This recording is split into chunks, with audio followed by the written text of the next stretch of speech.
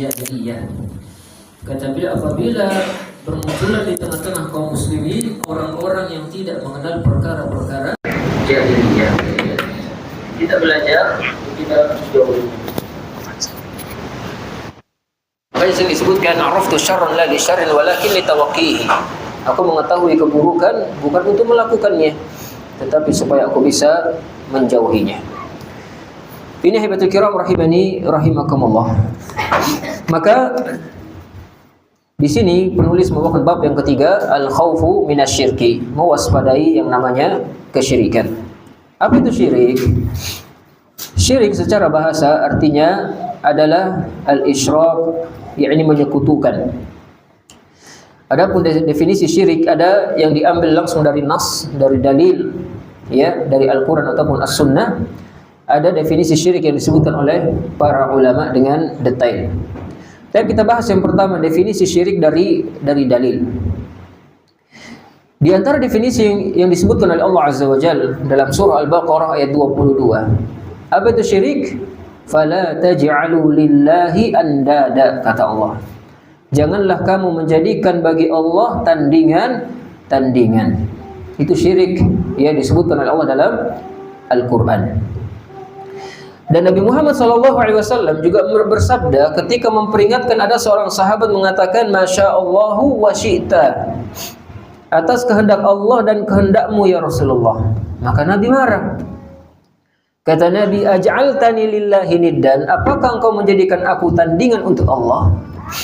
Itulah definisi syirik yang disebutkan dalam dalil. Dalam hadis lain kata Nabi, aj'altani lillahi idlan, apakah engkau menjadikan aku imbangan bagi Allah? Ya, ini ditegur oleh Nabi sallallahu alaihi wasallam. Dalam hadis yang lain lagi, Nabi sallallahu alaihi wasallam mendefinisikan syirik. Kata Nabi, antaj'ala lillahi niddan wa huwa khalaqaka. Engkau menjadikan bagi Allah tandingan-tandingan padahal Allah yang telah menciptakan kamu. Ini ikhwan fillah rahimani rahimakumullah. Maka kadang-kadang Allah menyebutkan atau Rasulullah sallallahu alaihi wasallam menyebutkan di antara definisi syirik adalah niddun, yakni tandingan. Dalam hadis lain Rasul katakan idlun, yakni idl bermakna imbangan, dari kata adl, sama. Atau definisi syirik disebutkan dalam dalil adalah syabih, yakni keserupaan antara makhluk dengan Allah. Dan yang semana dengan itu adalah al-mithlu dan juga al-kufu. Allah sebutkan dalam surah Al-Ikhlas misalnya, walam yakul lahu kufuwan ahad, dan tidak ada seorang pun yang setara dengan Allah Subhanahu wa ta'ala. Inilah definisi syirik menurut dalil-dalil yang ada dari Al-Quran ataupun Sunnah Nabi Sallallahu Alaihi Wasallam. Maka kita ambil kesimpulan, maka definisi syirik dalam dalil Al-Quran dan Sunnah adalah ittikhadu niddi ma'allah, yaitu mengakui tandingan-tandingan selain Allah. Dia menyamakan antara selain Allah seperti Allah. Itulah syirik. Tapi kemudian definisi yang kedua, yaitu definisi yang disebut oleh para ulama. Di antaranya Syekhul Islam, begitu pula Ibnul Qayyim rahimahullahu taala, mereka mendefinisikan syirik dengan taswiyatu ghairillahi billahi fima huwa min khasaisillahi, yaitu menyamakan antara selain Allah seperti Allah dalam kekhususan-kekhususan yang itu bagi Allah saja. Itu syirik.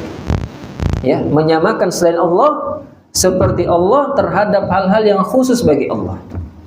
Misal, mengabulkan doa itu khusus milik Allah. Ketika pengabulan doa diyakini kepada selain Allah, selain Allah sama seperti Allah bisa mengabulkan doa, itulah syirik.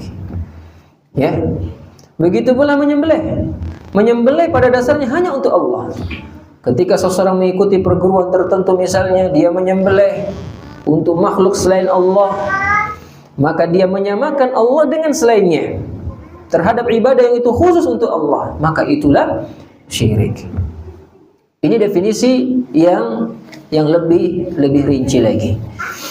Ini khonifuddin rahimani rahimakumullah. Maka Syirik di sini mengisyaratkan bahwa pelakunya juga menyembah Allah dan juga menyembah selainnya. Makanya orang-orang yang betul-betul tidak sembah Allah sama sekali, maka ya sudah, mereka tambah jauh lagi. Apalagi orang yang ateis, yang tidak percaya Tuhan. Tetapi syirik itu menyembah Allah, tapi di samping itu menyembah juga yang lainnya. Itulah syirik. Ini khonifuddin rahimani rahimakumullah. Kemudian di sini penulis membawakan 5 dalil tentang bahayanya atau mewaspadai kesyirikan. Dalil yang pertama di dalam surah An-Nisa ayat 48. Allah Subhanahu wa taala berfirman, "Innallaha la yaghfiru an yushraka bih wa yaghfiru ma duna dzalika liman yasha." Sesungguhnya Allah tidak mengampuni dosa syirik, dan Allah mengampuni ma duna dzalik, selain daripada itu. Ini selain daripada syirik. Liman yasha'u, bagi siapa yang Allah kehendaki. Ayat ini menegaskan bahwa syirik itu adalah dosa yang luar biasa. Makanya Imam Az-Zahabi ketika membahas 70 sekian dosa besar, yang pertama beliau taruh dosa paling besar, tidak ada lawannya, adalah dosa syirik. Bagaimana kita perhatikan rahmat Allah, ampunan Allah betul-betul mencakup segala sesuatu. Kata Nabi, Ar-Ruhama yarhamuhumur Rahman, yang penyayang akan disayangi sama Allah. Irhamu man fil ardi yarhamukum man fis sama. Sayangilah yang di muka bumi, maka yang di langit akan menyayangi kalian. Allah sangat Maha Pengasih. Akan tetapi ini berlaku kepada dosa selain syirik. Dosa zina ada kemungkinan Allah ampuni. Dosa membunuh ada kemungkinan Allah ampuni. Tapi dosa syirik tidak ada kata Allah ampunan. Apalagi kalau dia meninggal dalam membawa dosa ini. Allah yang katakan, "Innallaha la yaghfir." Sesungguhnya Allah tidak mengampuni. Ini khonifuddin rahimani rahimakumullah. Oleh karenanya Allah mengabarkan tentang dirinya bahwa Allah berkenan mengampuni segala dosa. Ya, innallaha yaghfiru dzunuba jami'a. Tetapi untuk syirik ini apabila kita bawa mati sangat berbahaya sekali untuk akhirat kita. Allah yang katakan la yaghfiru, tidak diampuni. Oleh karenanya di antara bencana ketika seorang melakukan kesyirikan, ya, yang pertama adalah dosa syirik ini tidak memiliki peluang untuk diampuni oleh Allah Subhanahu wa taala. Contohnya Pak, orang yang paling baik tapi dia melakukan kesyirikan, Allah tidak ampuni dia. Siapa Pak? Abu Thalib. Abu Thalib ini kata para ulama, sekiranya dia mengucapkan la ilaha illallah, mungkin dia lebih mulia daripada Abu Bakar. Saking baiknya Abu Thalib. Bapak lihat Nabi SAW sejak masih kecil dirawat Abu Thalib, dijaga Abu Thalib. Bahkan orang-orang ingin menukar Nabi, ya, dengan pemuda yang gagah yang kuat, kami tukar sini ponakanmu Muhammad, kami tukar sama yang lain. Abu Thalib marah. Dia jaga Nabi SAW. Dia bantu dakwah Nabi, dia ayomi dakwah Nabi. Tetapi ketika dia meninggal jatuh kepada kesyirikan, apa kata Nabi? Sa'astaghfiru laka ma la unhi anka, ya pamanku, betul-betul aku akan mintakan ampunan kepada Allah untukmu selama aku tidak dilarang. Turunlah ayat menegur Nabi Muhammad SAW. Jangan minta ampun kepada orang yang mati dalam keadaan syirik. Apa kata Allah di dalam surah At-Taubah? Ma kana lin-nabi walladzina amanu ay yastaghfiru lil musyrikin walau kanu uli qurba. Kata Allah, tidak sepantasnya bagi Nabi dan orang-orang yang beriman memintakan ampunan kepada orang yang mati kesyirikan. Walau kanu uli qurba, meskipun itu kerabatnya sendiri, kata Allah. Menunjukkan Abu Thalib tidak diampuni dosanya karena dia menyembah selain Allah Subhanahu wa taala. Ini khonifuddin rahimani rahimakumullah. Hanya saja Abu Thalib dapat keringanan di neraka sedikit. Rasulullah ditanya oleh Ibnu Abbas, "Ya Rasulullah, hal tanfa' Abu Thalib bi syai'?" Apakah engkau memberikan manfaat sedikit kepada Abu Thalib? Sesungguhnya dia dulu membantu dakwahmu, menolong kamu ya Rasulullah. Kata Nabi, "Na'am, ada." Innahu kana fi dhahdahin minan nar. Sesungguhnya Abu Thalib itu di neraka bagian atas. Falaula ana fahuwa fi darkil asfali minan nar. Sekiranya bukan tidak menolong aku, kata Nabi, niscaya Abu Thalib itu di keraknya api neraka. Jadi dia di neraka tapi di atas sedikit Pak. Ya, ini khonifidin rahimani rahimakumullah. Maka ini contoh bagi kita semua ketika membawa dosa syirik tidak ada peluang diampuni oleh Allah Subhanahu wa taala. Kemudian yang kedua, gugurnya seluruh amalan. Hajinya, umrahnya, semuanya habis. Reset ulang. Apa kata Allah di dalam surah Az-Zumar ayat 65? La in asyrakta la yahbatanna 'amaluka. Di sini domir taknya, domir kanya, domir kamunya adalah menunjuk Nabi Muhammad. Apa kata Allah? La in asyrakta, sekiranya engkau, jadi maksudnya Rasulullah, apabila engkau melakukan kesyirikan, la yahbatanna 'amaluka, akan terhapus seluruh amalanmu. Wa la takunanna minal khasirin, dan engkau betul-betul menjadi orang yang merugi. Ini kepada Nabi Muhammad. Bagaimana lagi dengan kita? Kalau Nabi Muhammad saja sekiranya, dan tidak mungkin pasti bila melakukan kesyirikan, tapi Allah bermisalkan, sekiranya engkau wahai Nabi Muhammad melakukan kesyirikan, terhapus semua. Apalagi kita.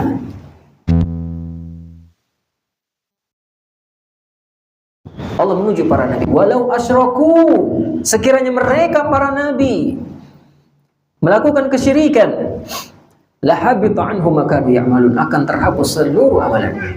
Ini Allah bicara seluruh nabi. Maka ikhwan fillah rahimani rahimakumullah, perhatikan bagaimana kerasnya peringatan dari Allah akan efek buruk kesyirikan. Jika Rasulullah saja dan seluruh para nabi gugur-guguran amalannya karena dosa ini, bagaimana lagi dengan kita semuanya? Ini ikhwan fillah rahimani rahimakumullah. Sebagai contoh, ada manusia misalnya di akhir zaman, mungkin umur kita rata-rata 50, 60 sampai 70 tahun. Dan kata Nabi sedikit yang bisa melampaui itu. Kita sudah sholat, puasa Ramadan, berhaji, berumrah, bersedekah, berbakti pada orang tua, kemudian kita melakukan satu kesyirikan. Maka menurut ayat ini terhapuslah seluruh kebaikan kita tadi. Dihapus oleh Allah Subhanahu wa taala. Kecuali orang yang bertaubat kepada Allah Subhanahu wa taala. Ini khonifiddin rahimani rahimakumullah. Makanya kata Allah, wa may yartadid minkum an dini, siapa di antara kalian yang keluar dari agamanya, fayamut wa huwa kafir, dia meninggal dalam kondisi kekufurannya, fa ulaika habitat a'maluhum fid dunya wal akhirah, mereka itulah orang-orang yang terhapus seluruh amalannya di dunia dan di akhirat, hapus semua. Ya, ini khonifiddin rahimani rahimakumullah. Kemudian yang ketiga, di antara bahayanya syirik yang jelas yang sering kita dengar, bahwasanya syirik ini Allah haramkan surga. Ya, bahkan sebagian ulama mengatakan mustahil masuk surga. Kenapa mustahil? Allah berikan perumpamaan yang ini mustahil bagi otak kita. Apa kata Allah? Wala yadkhulunal jannata hatta yalijal jamalu fi sammil khiyat.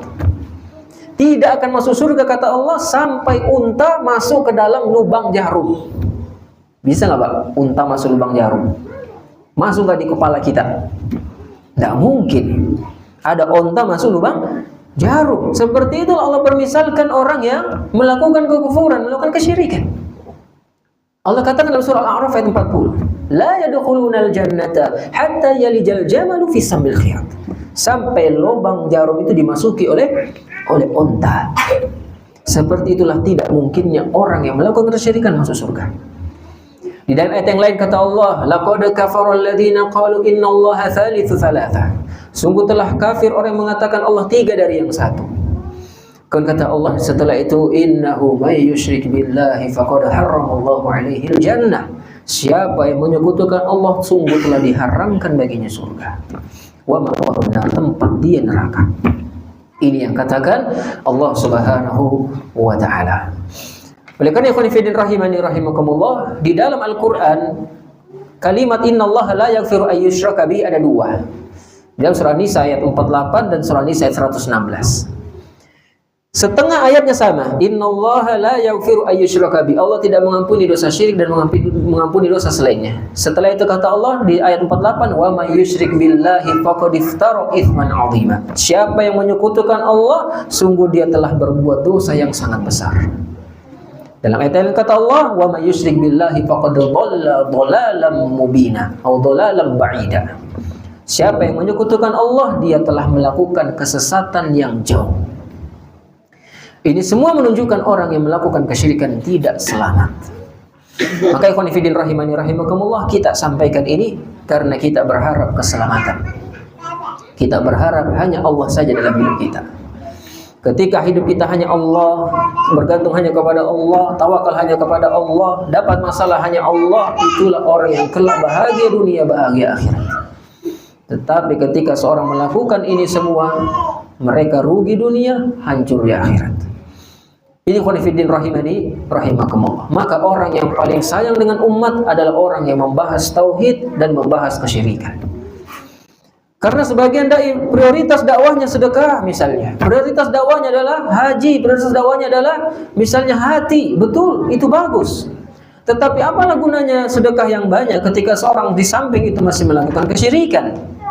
Apa gunanya kita berbuat baik ketika di samping itu kita masih menduakan Allah? Bisa terhapus seluruh amalan. Maka ikhwan fillah rahimani rahimakumullah, maka orang yang menyampaikan ini adalah orang yang paling sayang kepada umat. Maka di sini penulis menyampaikan hati-hati dengan kesyirikan karena dampaknya bahaya sekali dunia sampai di akhirat. Ini ahibatul kiram rahimani rahimakumullah. Kemudian dalil yang kedua, yakni dalam surah Ibrahim ayat 35. Surah Ibrahim ayat 35. Di antara kita bentuk mewaspadai kesyirikan adalah ucapan Nabi Ibrahim alaihissalam. Apa kata Nabi Ibrahim? Wa janubani wa baniya an na'budal asnam. Dan ya Allah, jauhkanlah aku dan anak cucuku dari perbuatan menyembah berhala. Jadi dari kesyirikan. Nabi Ibrahim memohon kepada Allah agar beliau dan keturunannya dijauhi dari kesyirikan. Dan kita telah bahas pada pembahasan sebelumnya, Nabi Ibrahim adalah ummatan wahidah, adalah qudwah, orang yang memurnikan tauhid dengan semurni-murninya. Nabi Ibrahim adalah orang yang mendebat orang-orang yang menyekutukan Allah. Nabi Ibrahim adalah orang yang menghancurkan berhala dengan tangan-tangan yang beliau sendiri. Mungkin di antara kita belum ada yang pernah hancurkan berhala dengan tangan kita. Nabi Ibrahim sudah sampai di titik itu. Tetapi sisi pengambilan dalil dari ini, bahwa jangan sampai seorang merasa telah bertauhid sementara dia tidak takut akan syirik. Lihatlah Nabi Ibrahim, beliau tetap mengkhawatirkan dirinya dan keturunannya akan terjerumus ke dalam dosa kesyirikan. Padahal beliau sudah banyak jasanya dalam agama ini. Bahkan Nabi Muhammad disuruh mengikuti millahnya Ibrahim alaihissalam. Di samping itu, beliau tidak merasa aman dari kesyirikan. Ini khonifuddin rahimani rahimakumullah. Maka orang soleh itu, mereka ketika ibadah, mereka tidak melupakan anak cucunya dan istrinya. Lihatlah Nabi Ibrahim alaihissalam. Beliau berdoa untuk diri beliau dan beliau juga berdoa untuk keturunannya. Makanya Bapak bisa buka dalam akhir-akhir surah Al-Furqan tentang ibadur rahman, hamba-hamba spesialnya Allah. Di antara hamba-hamba spesialnya Allah ada 10 sifatnya, Pak. Ya. Alladzina, Allah sebutkan wa ibadur rahmanil ladzina yamshuna 'alal ardi hauna, yang jalan itu penuh tawadu, tidak sombong, suka sedekah, menjauhi dosa besar. Di akhir sifat mereka adalah orang yang mendoakan keturunannya. Walladzina yaquluna rabbana hab lana min azwajina wa dhurriyyatina qurrata a'yun waj'alna lil muttaqina imama. Dan orang-orang yang mengatakan, ya Allah, hab lana, berikan kami karunia, min azwajina, dari istri-istri kami, wa dzurriyyatina, dari keturunan kami, qurrata a'yun, penyejuk mata kami. yakni orang-orang yang saleh, orang-orang yang menyembah Allah Subhanahu wa taala. Di sini Nabi Ibrahim, beliau berdoa untuk diri beliau dan keturunannya. Maka Allah Subhanahu wa taala menjadikan Nabi Ibrahim sebagai figur yang menjadi idola kaum muslimin, yang mana beliau berdoa padahal beliau orang yang sangat ahli tauhid. Oleh karena di antara doa orang-orang saleh yang Allah sebutkan dalam Al-Qur'an adalah Rabbana la tuzigh qulubana ba'da idh hadaitana. Ya Allah, Tuhan kami, janganlah Engkau menjadikan hati kami condong kepada kesesatan sesudah Engkau memberikan kami hidayah. Perhatikan bagaimana mereka memohon kepada Allah agar tidak menyimpang justru setelah mereka mendapatkan hidayah. Nanti Bapak bisa googling kisah Abdullah Al-Qasimi. Ya, Pak ya. bagaimana seorang yang dulunya dipuji para ulama tetapi mati dalam keadaan ateis. Orang Saudi tahun 96 dia meninggal. Sebelum meninggal, di masa-masa tuanya dia murtad. Padahal dulu dia bikin karya, bikin buku yang bukunya ini dipuji para ulama di zamannya. Bahkan khatib Masjidil Haram memuji kitabnya, saking bagusnya. Dia membantah orang-orang Syiah yang menyembah kuburan-kuburan. Habis dibabat oleh Abdullah Al-Qasimi. Sampai seorang khatib mengatakan, laqad ishtara al-Qasimiyul jannah bihadzal kitab. Sungguh Al-Qasimi sudah membeli surganya Allah dengan kitabnya ini. Saking bagusnya kitabnya. Tetapi di akhir hayatnya Abdullah Al-Qasimi bergaul di Mesir dengan orang-orang yang rusak, orang-orang liberal dan yang lainnya. Akhirnya dia pun ragu terhadap agamanya. Di akhir hayatnya dia memproklamirkan dia ateis. Bahkan dia bikin kitab Hadhihi hiyal aghlal, inilah rantai-rantai. Di situ dia menjelek-jelekkan Allah, menjelek-jelekkan Rasulullah, menjelek-jelekkan Islam. Mati dalam keadaan ateis, dulunya ulama. Lihat ikhwan fillah rahimani rahimakumullah, tidak ada yang selamat daripada hidayah dari Allah Azza wa Jalla. Ketika Allah ingin mencabut hidayah, apa susahnya bagi Allah Azza wa Jalla? Oleh karena kita rawat hidayah ini, kita terus menghadiri majelis-majelis ilmu, berdoa kepada Allah sebagaimana Nabi Ibrahim berdoa agar kita diselamatkan dari dosa kesyirikan. Maka dari sini jelaslah keanehan fenomena yang kita dapati, di mana sebagian kaum muslimin justru bermudah-mudahan menetap di tengah-tengah negerinya orang kafir tanpa ada kondisi darurat. Para ulama menjelaskan, tinggal di negeri kafir silahkan kalau memang kondisinya ya darurat, berobat, sekolah, dan tidak ada ilmu itu di negeri kita. Bahkan lebih parah lagi, kemampuan untuk menetap di tengah-tengah kafir ini dengan segala gemerlap duniawi mereka, bahkan sebagai kebanggaan dan prestasi bagi mereka. Taruhlah diri kita mampu menjaga diri dari pengaruh peribadatan kaum kafir, lalu bagaimana keturunan kita? Ya, taruhlah mereka selamat dari kesyirikan, bagaimana dengan pergaulan keseharian kita? Kita lihat orang kafir, dia kok kafir kok kaya-kaya. Dia makin kufur kok makin banyak mobilnya, makin besar rumahnya. Lambat laun ini bisa menjadi apa? Mempengaruhi akidah kita. Maka kalau bukan perkara dok, jangan tinggal di negeri orang kafir. Karena bisa jadi lambat laun kita membenarkan apa perbuatan-perbuatan mereka. Ini khonifidin rahimani rahimakum. Makanya kata Ibrahim At-Taimi rahimahullah, man ya'manu minal bala ba'da khalilillahi Ibrahim. Siapa yang merasa aman dari bala setelah kekasih Allah Ibrahim? Setelah beliau mengatakan Rabbi wajib nubani wa bani an na'budal asnam. Ini khonifidin rahimani rahimakumullah. Kemudian dalil yang ketiga di antara dalil yang dibawakan oleh penulis adalah sabda Nabi Muhammad SAW tentang mewaspadai kesyirikan. Di dalam hadis yang diriwayatkan Imam Ahmad dan Tabrani dan Abu Dawud, Rasulullah SAW bersabda, akhwafu ma akhafu alaikum asyirkul asghar. Kata Nabi, sesungguhnya di antara syirik yang paling aku khawatirkan menimpa kalian adalah syirik kecil. Maka para sahabat bertanya, apa itu syirik kecil ya Rasulullah? Kata Rasulullah, ar-riya, yaitu riya. Ikhwani fillah rahimani rahimakumullah. Hadis ini kembali mengingatkan kita agar selalu khawatir dan waspada dari terjerumus ke dalam kesyirikan. Jika Rasulullah telah mengkhawatirkan ini kepada para sahabatnya yang mulia, yang radhiyallahu anhum wa radu'an, lalu bagaimana lagi atas kita? Rasul mengatakan kepada para sahabat, akhwafu, ini isim tafdhil, yang paling aku takutkan kata Rasulullah, atas kalian tertimpa adalah syirik kecil. Ini khonifidin rahimani rahimakumullah. Kemudian di dalam hadis yang berikutnya kata Rasulullah, yaqulullahu azza wa jalla, Allah berfirman dalam hadis qudsi, idza juziyan nas bi a'malihim, apabila manusia sudah dibalas dengan amalan-amalan mereka. Apa kata Allah? Idhabu ilal ladzina kuntum turauna fid dunya. Pergilah kalian kepada orang-orang yang kalian riak dulu kepada mereka. Pergi sana kata Allah. Hal tajiduna indahum jazaa? Apakah kalian mendapati balasan dari orang-orang yang kalian harapkan? Penglihatan mereka. Maka Allah tantang mereka yang riak. Ikhwani fillah rahimani rahimakumullah.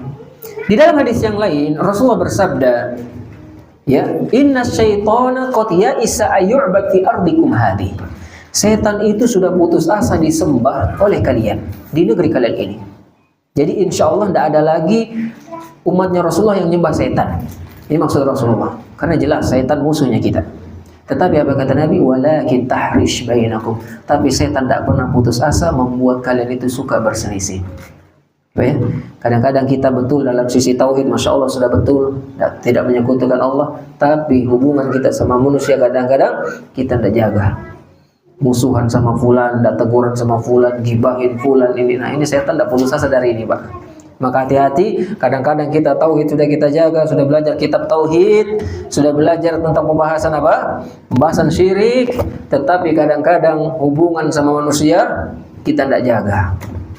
Dan ingat, hablum minallah kita bagus, tapi kalau hablum minannas kita tidak bagus, ini berbahaya. Bukankah ada seorang wanita yang disebutkan oleh Rasulullah, ya Rasulullah fulanah tusallil lail wa tasumun nahar wa tasaddaq wa taf'al. Ada wanita ya Rasulullah rajin salat malam, rajin puasa sunnah, rajin ibadah, rajin sedekah, tetapi itu dijironaha bilisaniha, selalu mengganggu tetangganya dengan lisannya. Lisannya tajam. Apa kata Nabi? La khaira fiha hiya finnar. Tidak ada kebaikan wanita itu, dia tempatnya di neraka. Padahal sudah bagus ini, Pak. Berarti belum cukup. Sekarang kita memperbagus hubungan kita dengan Allah. Ini sudah bagus. Tapi jangan sampai kita juga lupakan hubungan sesama manusia. Karena betapa banyak kadang-kadang orang sudah ngaji tapi masih hutang dan dibayar. Ya, Pak ya. Sama urusan masalah muamalah mudah-mudahan. Amanah-amanah diabaikan. Ya, komitmen tidak dijalankan. Banyak masih orang seperti itu. Bahkan ada ikhwan kita di Handil ditandain sudah. Kalau dia dekat-dekat sama orang, kasih tahu itu apa? Fulan itu apa? Suka ngutang tidak bayar. Sampai seperti itu, Pak. Karena masalah kezaliman ini berat juga di hari kiamat. Maka kita sekarang membahas hubungan kita dengan Allah supaya kita selamat mudah masuk surga, tetapi jangan lupakan hubungan sesama manusia. Ini juga kadang-kadang membuat kita terlambat, tertunda masuk surganya Allah Subhanahu wa taala. Ini khonifidin rahimani rahimakumullah.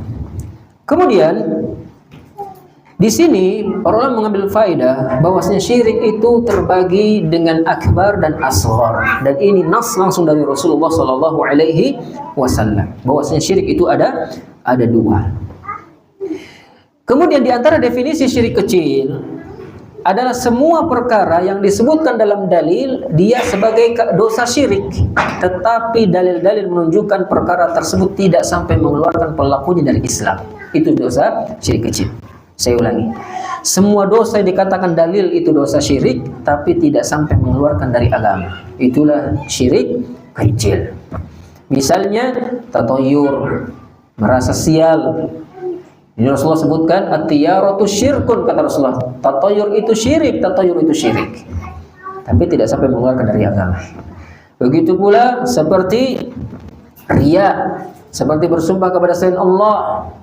Man halafa bi ghairillahi faqad asyraka. Siapa yang bersumpah kepada selain Allah, sungguh dia telah melakukan kesyirikan, kata Nabi. Tapi Rasul tidak menjelaskan dalam hadis yang lain sampai keluar dari agama. Maka ini disebut syirik kecil. Ini khonifidin rahimani rahimakumullah. Maka perbedaannya jelas. Kalau syirik besar bisa tadi menghapuskan seluruh amalan. Tapi kalau syirik kecil hanya amalan yang dia riya itu saja yang terhapus. Ya Pak ya. Ini bedanya.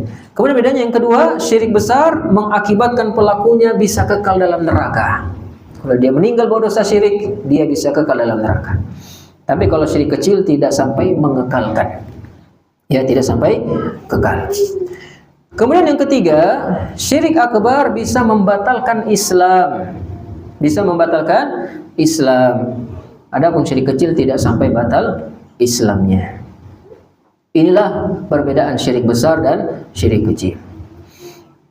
Kemudian di sini Nabi SAW mengatakan riya, ya, yakni beribadah untuk dilihat oleh orang lain. Riya terbagi menjadi dua. Ada riyanya munafikin, ada riyanya orang mukmin. Riyanya munafikin jelas, mereka riyanya membatalkan Islam mereka, atau riya mereka menyebabkan mereka kekal dalam neraka. Kenapa? Allah sebutkan orang-orang munafikin yukhadi'unallaha wa huwa khadi'uhum. Orang munafik itu menipu Allah. Zahirnya muslim, tetapi hatinya penuh dengan kekufuran. Mudah-mudahan ini tidak ada lagi dalam umat Nabi Muhammad SAW sekarang. Ya, mereka sholat kata Allah yura'unan nas, ria. Makanya orang munafik itu cuma sholat di waktu-waktu terang, ya, zuhur, asar, maghrib. Maghrib masih remang-remang lah.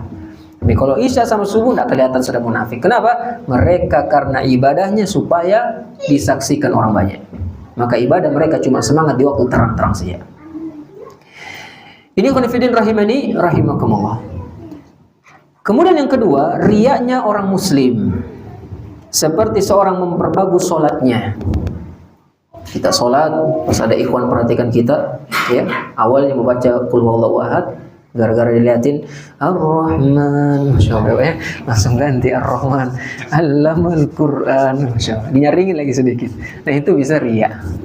Sama kalau ada kamera misalnya live streaming taraweh, sama ndak ada kamera beda dia. Pas ada kamera, cepat. Pas ada kamera, nangis-nangisnya, pokoknya sampai berusaha matanya keluar air mata sampai bilang kok beda ini ada kamera, sudah ada kamera. Ya, nah ini berpotensi riya. Dibagusin sholatnya gara-gara manusia lihat. Ya. Atau memperdengarkan, ini juga masuk dalamnya. Sudah bagus-bagus panitia masjid mengatakan hamba Allah 1 juta dan 5 sak semen. Dia mengatakan, kamu tahulah hamba Allah siapa? Aku sudah itu bilang ini, Masya Allah, ya. Ternyata dia hamba Allahnya, ya, supaya diperdengarkan. Itu riya. Ya, jadi diperbagus-bagus sholat, diperbagus-bagus penyampaian, diperbagus-bagus imam. Ini rentan. Ini khonifidin rahimani rahimakumullah. Dan riya ini ada beberapa kategori. Yang pertama, riya yang disertai dari awal amalan. Jadi dari sebelum takbir itu sudah riya memang dari awal. Sepakat ulama, riya seperti ini membatalkan amal. Terhapus, tidak ada pahalanya. Ya, ini yang pertama. Yang kedua, riya yang menyerang di tengah ibadah dan dia bisa melawannya. Muncul nih, wahai kau lihatin aku sholat bagusin memang ini ya. Jangan, astagfirullah, ini tidak boleh riya. Dilawan riya itu, maka ini tetap berpahala amalannya. Ya, tetap berpahala. Dan bahkan dia bisa dapat pahala yang lebih karena dia bermujahadah, bersungguh-sungguh melawan riyanya. Yang ketiga adalah orang yang di tengah ibadah muncul riya, kemudian dia tidak bisa lawan, dia ikuti riyanya. Muncul, dilihatin aku pokoknya aku mantapin memang. Nah diikutin itu, nah ini membatalkan juga. Yang keempat, riya setelah selesai ibadah, sudah selesai. Sebagian ulama mengatakan riya setelah ibadah selesai, maka ini dosa tersendiri tapi tidak membatalkan amal yang tadi. Ya, tetapi Ibnu Qayyim mengatakan meskipun ibadah selesai, ketika kita riya, kita ungkit-ungkit, ini tetap juga bisa membatalkan. Sebagaimana Allah mengatakan, ya, la tubtilu shadaqatikum bil manni wal adza. Jangan batalkan sedekah kalian dengan mengungkit-ungkitnya, dengan menyakiti si penerima. Artinya salah satunya adalah riya. Maka ketika kita riya setelah amal selesai, itu juga bisa membatalkan. Makanya Pak, kalau Bapak nanti mudah-mudahan bisa pergi haji, haji ini tidak ada balasannya kecuali surga. Kata Nabi SAW, wal hajjul mabrur laisa lahul jazaa ilal jannah. Haji mabrur itu tidak ada balasan kecuali surga. Semua dosa bisa terhapus. Bahkan pulang dari haji, kata Nabi, kawaladathu ummuh, seperti baru pertama kali dilahirkan oleh ibunya, pahalanya. Ketika besarnya pahala ini, tolong Pak dijaga. Jangan sampai sudah besar-besar nabung bertahun-tahun, puluhan tahun ngumpulin uang, ternyata pulang udah dipanggil haji tersinggung. Ya, Pak, dan nengok dia, Ji, Masya Allah, langsung nengok ketika haji. Ketika Pak tidak mau dia, capeknya aku nabung puluhan tahun, kamu tidak panggil aku haji pulang. Enak betul bilangnya. Akhirnya dia haji supaya dipanggil haji saja, gelar dia cari. Maka sayang Pak, capeknya dia kumpulin harta, dia ibadah, dia tinggalkan keluarga, bawa bekal, ternyata keinginannya supaya cuma dipanggil haji. Dan ingat Pak, kalau Bapak ibadah, tolong hati ini lemah, jangan suka posting-posting lah. Kecuali memang ada motivasi ingin. Tapi kalau dikit-dikit diposting, sepertiga malam terakhir foto sejadahnya di foto, kemudian alhamdulillah 11 rakaat ya, mudah-mudahan istiqomah, buat apa? Ya, dan sekarang banyak orang-orang menjadikan amal ibadah itu sebagai konten. Ya Pak ya, sedekah apa. Kalau memang niatnya motivasi silahkan. Tapi ingat, hati ini lemah. Belum tentu kita bisa. Besar niat kita adalah memotivasi. Ini khonifidin rahimani rahimakumullah. Kemudian dalil yang keempat, di antara dalil mewaspadai kesyirikan adalah hadis Nabi diriwayatkan oleh Imam Bukhari. Rasulullah sallallahu alaihi wasallam bersabda, "Man mata wa huwa yad'u min dunillahi dakhalan nar." Siapa yang mati dalam keadaan berdoa kepada sembahan apapun selain Allah. Dia mati dalam kondisi berdoa kepada selain Allah. Apa kata Nabi? Dakhalan nar, maka dia akan masuk neraka. Ibadah doa bapak-bapak dan ibu-ibu yang dirahmati Allah Azza wa Jalla adalah ibadah yang agung. Ya, karena pada doa ini tampaklah kerendahan kita, ketundukan kita. Makanya kata Nabi, ad-du'a huwal ibadah. Doa itu adalah ibadah. Di sini Nabi menyimpulkan dari banyak ibadah yang ada, Rasul mengatakan doa itu adalah ibadah. Ini kalimat yang dalam. Seperti Nabi mengatakan al-hajju arafah. Haji itu adalah wukuf di Arafah. Padahal kita tahu amalan haji banyak. Sa'i, lempar jumrah, wukuf, kemudian kita tawaf dan yang lainnya. Tetapi dari sekian banyak ibadah haji, Rasul cuma pilih satu, al-hajjul arafah. Haji itu adalah wukuf di Arafah. Menunjukkan inilah intinya haji. Begitu pula kata Nabi, ad-du'a huwal ibadah. Doa itu adalah ibadah. Padahal ibadah banyak macamnya. Di sini menunjukkan apa? Bahwasanya doa itu adalah intinya ibadah. Kita ketika ibadah kepada Allah, Pak, sebenarnya kita juga sedang tersirat, kita sedang berdoa. Supaya apa? Supaya kita selamat dari neraka. Supaya kita masuk surga. Makanya para ulama mengatakan ibadah ada ibadatul mas'alah, ya, ada doa ibadah, kita doa masalah dan doa ibadah. Ini khonifidin rahimani rahimakumullah. Maka tidaklah seorang berdoa kecuali dia husnuzon kepada Allah, Pak. Kita ketika berdoa pasti kita berbaik sangka, Allah mampu mengabulkan doaku. Ketika kita ibadah, tidak kita ibadah kecuali kita yakin Allah Maha mendengar, Allah Maha mengabulkan. Maka dalam ibadah itu terkumpul banyak sekali tauhid, banyak sekali ibadah. Maka ketika ini ditujukan kepada selain Allah, maka ini besar sekali dosanya. Kenapa? Karena berarti kita berharap orang ini, orang yang kita minta bisa mengabulkan doa. Dia Maha mendengar, dia Maha melihat, dia ala kulli syai'in qadir. Tidak boleh. Makanya kata Nabi, siapa yang meninggal dalam kondisi dia berdoa kepada selain Allah, dia masuk neraka. Ini khonifidin rahimani rahimahullah. Kemudian dalil yang terakhir dari pembahasan waspadai kesyirikan, Rasulullah SAW bersabda dari hadis dari Imam Muslim, kata Nabi, man laqiyallaha la yusyriku bi syai'an dakhalal jannah. Siapa bertemu Allah tidak menyekutukan Allah sama sekali, maka dia pasti masuk surga. Wa man laqiyahu yusyriku bihi syai'an dakhalan nar. Siapa yang meninggal menemui Allah dalam kondisi berbuat kesyirikan, kata Nabi, pasti masuk neraka. Maka hadis ini motivasi untuk kita senantiasa menjaga keistiqomahan kita dalam bertauhid. Dan hadis ini peringatan agar senantiasa mewaspadai kesyirikan serta menutup segala celah-celah yang dapat mengantarkan kepadanya. Inilah pembahasan kita pada malam hari ini. Semoga Allah Azza wa Jalla menyelamatkan kita semuanya dari dosa kesyirikan, dan mudah-mudahan kita dimudahkan masuk ke dalam surganya Allah tanpa hisab dan tanpa adab. Hada wallahu a'lam bishawab. Semoga bermanfaat. Barakallahu fikum. Mungkin ada yang mau ditanyakan, silakan. Oh ya, silakan Pak. Banyak fenomena di tempat usaha itu memajang foto orang yang soleh dengan istiqor keyakinan bahwa itu bisa mendatangkan sangat banyak sekali. Nah, ini masuk kategori syirik yang mana?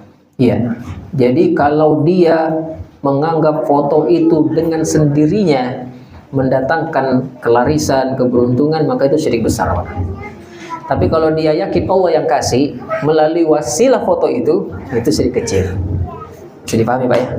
Saya ini jimat. Kalau orang yakin jimat ini dengan sendirinya memberi keberuntungan, dosa besar. Tapi kalau dia yakin Allah kasih keberuntungan lewat jimat ini, syirik kecil. Jadi kalau dia masih mengharap Allah lewat sini, syirik kecil. Tapi kalau ini sejatinya sendiri dengan zatnya bisa menyelamatkan, dosa syirik besar. Seperti itu, wallahu a'lam bishawab. Iya. Dua pertanyaan. Oh iya. Langsung sekaligus apa satu-satu? Satu-satu Pak. Terlalu banyak kezaliman kita, Ustaz. Contoh mungkin kita banyak membicarakan aib saudara kita atau menghibah saudara-saudara kita. Bahkan kita sendiri lupa siapa yang pernah kita hibah itu. Sedangkan dia punya hak yang untuk kita di hari kiamat atas kezaliman kita. Dan kalau kita menghubungi si fulan untuk minta maaf itu kan tidak mungkin juga, dalam artian yang mungkin merasa malu atau bahkan kita sudah hilang kontak. Apakah cukup dengan kita memohon kepada Allah, menghapuskan dosa-dosanya, meminta kepada Allah untuk mendoakan dia untuk kebaikan dia, atau kita terus terang bahwa kita pernah menggibahin, apakah tidak cukup? Iya, kalau memang maslahatnya mudaratnya besar ketika kita minta maaf, Anda pernah gibahin antum, akhirnya setelah itu hubungan rusak sama sekali, maka boleh kita dengan kita menyebut kebaikannya di tempat kita menjelekannya. Misalnya ada satu majelis kita dulu gibahin dia, maka kita nanti ada satu majelis lagi kita puji dia sebagai balasan atas kezaliman kita yang dulu. Itu bisa menjadi solusi. Ya. Kemudian yang kedua, tadi kita mintakan ampun kepada Allah untuk dia. Ini betul. Ya, karena ketika kita berbuat buruk, kita balas dengan kebaikan, maka keburukan itu bisa terhapus dari kebaikan yang kita lakukan. Maka kita sebut namanya di atas tadi, di majelis kita menjelekkannya, kemudian kita doakan dia di sepertiga malam terakhir kita misalnya, untuk kita didapatkan dia mendapatkan hidayah, dia dijaga oleh Allah istiqamah dan seterusnya. Jadi itu bisa menjadi solusi atas kezaliman, atas gibah-gibah kita kepada orang lain. Maka hati-hati Pak, Ibu atas gibah. Gibah ini para ulama mengatakan masuk dalam kategori dosa besar. Kenapa dosa besar? Tadi satu, tidak cukup dengan taubat. Yang kedua, ada hukuman khusus di akhirat. Disebutkan dalam hadis Rasulullah SAW menyebutkan ada seorang yang diganti kukunya dengan tembaga. Kemudian dia mencakar-cakar sendiri mukanya, ya, sambil berdarah-darah dia cakar. Ditanya kepada Rasulullah, kenapa wahai Jibril? Kata Jibril, haula ya'kuluna luhuman nas. Mereka itu orang-orang yang suka makan daging-daging manusia. Artinya ghibah. Dan kaidah menyebutkan semua dosa yang dapat hukuman khusus di akhirat dosa besar. Ya, berarti ghibah ini bukan dosa kecil. Tapi ghibah itu Pak, namanya ghibah, makin digoreng makin enak biasanya Pak ya. Apalagi ibu-ibu kalau makin kecil suaranya itu biasanya makin hot itu gosipnya. Kamu tahu kata nah itu biasanya Pak, makin panas itu pembicaraannya. Tapi kalau masih nyaring berarti masih normal Pak ya. Ini kalau sudah mimik mukanya menyipit matanya, kemudian suaranya mengecil, itu biasanya lebih hot lagi insya Allah Pak pembahasannya. Jadi hati-hati, itu tidak bisa dihapus dengan taubat, wajib minta maaf. Tidak bisa minta maaf, tadi solusinya insya Allah. Barakallahu fiikum. Pertanyaan dari umat Ustaz. Oh iya Pak. Ini suaminya ini peruqyah Ustaz. Nah, ketika dia suaminya melaksanakan ruqyah, terkadang ada efek untuk ke anak dari istrinya, terutama anaknya Ustaz. Betul. Nah, sehingga si istrinya merasa ketakutan kalau suaminya ruqyah. Nah, kemudian yang jadi pertanyaan, apakah perlu jika suaminya melayani pasien ruqyah harus izin dulu ke istrinya agar istrinya juga siap-siap nih kalau ada serangan dari luar. Iya Pak. Jadi ketika kita ingin menjadi ruqyah harus kita timbang maslahat mudaratnya. Kalau mudaratnya besar, ya kalau bisa ya jangan. Karena meruqyah itu tentunya sunnah. Tetapi memudaratkan anak istri itu haram. Haram ketika ditimbang dengan sunnah, jangan kita lakukan. Maka kalau memang kita jadi peruqyah, kita harus kuat-kuat pagarnya di rumah. Anak istri harus jaga zikir pagi petang. Tapi kalau kita keluarga sudah lalai-lalai juga, kita juga suka meruqyah, akhirnya keluarga kita diganggu oleh jin. Dan ini tentunya mudarat. Hidup tidak tenang. Ada teman saya Pak cerita, dia ruqyah orang jam 11 malam, kemudian orang ini kesurupan dengan mata yang tajam yang mengatakan, "Ku tunggu kamu depan rumah." Dia bilang begitu, kata jinnya. Hari teman saya ketakutan, habis itu dia tidak mau lagi ruqyah. Saya bilang, silakan orang lain aja yang ruqyah, saya tidak berani.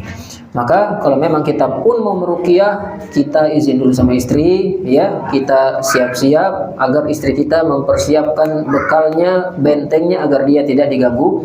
Jadi mungkin lebih ditingkatkan lagi zikirnya, mungkin lebih dikuatkan lagi tauhidnya, itu bisa menjadi solusi.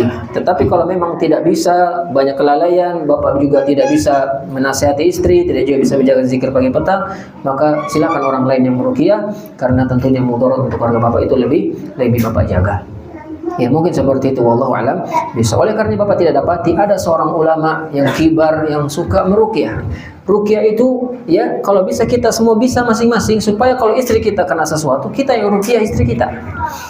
Ya, karena kalau kita lihat syekh-syekh kibar, ulama-ulama besar, tidak ada mereka yang suka menjadi peruqyah. Kenapa? Satu, meruqyah itu kadang-kadang menghabiskan waktu. Orang kalau menyembuhkan seseorang, kadang butuh berjam-jam. Kita baca ayat kursi 10 kali, Al-Fatihah dan yang lainnya. Kadang sampai jam 11, jam 12, besok kerja. Ini tentu yang pertama. Yang kedua, kadang-kadang jin mempermainkan kita. Namanya jin tidak bisa dipegang omongannya. Kamu sudah keluar kah? Oh, sudah keluar, ini bilangnya. Dia sudah keluar. Ternyata masih ada. Kamu masuk Islam ya? Masuk Islam. Padahal bote-bote aja, Pak. Maka kita tidak bisa pegang omongan jin. Mana yang tahu jin itu masuk Islam dan yang lainnya? Kita disibukkan dengan itu. Akhirnya kita lalai, kita terlepas dari ke majelis ilmu, kita kurang membaca, kita kurang sholat malam, disibukkan dengan jin. Maka kalau bisa kita ikut pelatihan ruqyah untuk supaya kita bisa ruqyah masing-masing keluarga kita, tidak usah kita yang menjadi peruqyah ke sana kemari untuk meruqyah orang, karena ini tentunya bisa memudaratkan keluarga kita, dan tentunya dalam Islam kemudaratan itu harus dihilangkan sebisa mungkin. Ya, ad-darar yuzal, kemudaratan itu dihilangkan sebisanya. Hada wallahu a'lam bishawab. Ini lagi satu lagi. Oh ya, satu lagi. Ini kalau orang baik sama, kalau kita sudah baik sama orang, terus kita berupaya baik, tapi yang diupayakan itu tetap tidak mau baik sama dia, dan sudah lebih dari 3 kali dia menegur, tapi dia tidak memberikan balasan atas teguran itu. Bagaimana Ustaz? Apakah kami tetap melanjutkan menegur atau tidak? Iya. Jadi dalam muamalah itu, Pak ya, ada 2 cara muamalah. Yang pertama muamalah bil adl. Muamalah sesuai adil namanya. Orang begitu kita begitu. Orang begini kita begini. Dia senyum kita senyum. Dia ramah kita ramah. Itu namanya muamalah bil adl. Ini standar. Semua orang bisa. Ada muamalah bil fadl. Muamalah dengan keutamaan. Orang cemberut kita senyumin. Kita assalamualaikum, dia jawab kita tetap assalamualaikum. Dia lempar ke rumah kita batu, kita kasih sanggar ke rumahnya. Misalnya Pak ya. Ini namanya muamalah bil fadl. Dan dalam Islam kita berupaya menjadi muamalah yang fadl tadi Pak. Apakah boleh Ustaz kita memilih muamalah yang adil? Boleh. Ya, ada orang misalnya assalamualaikum, salam. Tidak ada senyum-senyumnya, kita juga tidak senyum. Boleh. Ya, dia satukan matanya begini, kita juga begini. Assalamualaikum, salam. Boleh. Sama-sama adil. Tidak apa-apa. Tapi itu tidak utama. Muslim yang utama yang fadl kalau mau. Ya, idfa' billati hiya ahsan, balaslah keburukan dengan yang lebih baik. Itu yang utama. Jadi kita tinggal milih Pak, kita mau yang utama atau mau yang standar. Dan ingat, muslim yang paling tinggi surganya, yang paling bagus akhlaknya. Kalau kita mau yang paling tinggi surga kita, paling dekat dengan Rasulullah di surga, perbaiki akhlak kita. Orang begitu, kita tidak begitu. Tapi kalau begitu pun tidak apa-apa. Tapi tidak utama. Ya, ini wallahu a'lam bishawab.